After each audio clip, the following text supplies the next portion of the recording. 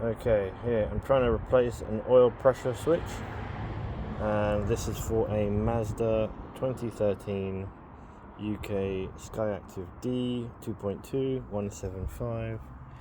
I was having trouble locating it, but I managed to find it. It's down in here. You do have to move a few bits and pieces to get access to it. This is a pipe that sits sort of like that, with a washer, and this block goes back in here. Careful, that thing sprays out fluid. So I've actually put it back together now. It's time to put it back together now. So, oh no, it's not back on properly.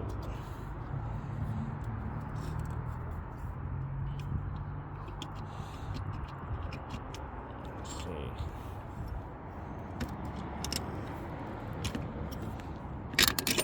There we go. Put that back on. Actually no, I think I need to put a washer back on there. Where is it? Oh, here it is. That's this one. So, right, let's take that back out again.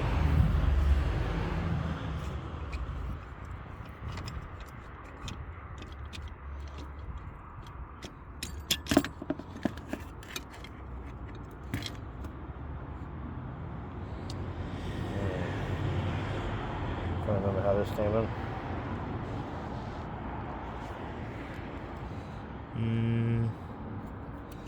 Yeah, that way. So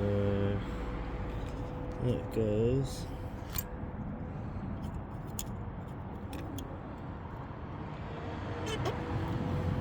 So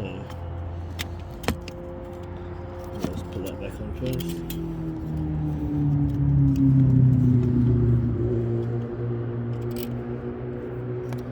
I am no mechanic, by the way. Just giving this a go. Good. It's on.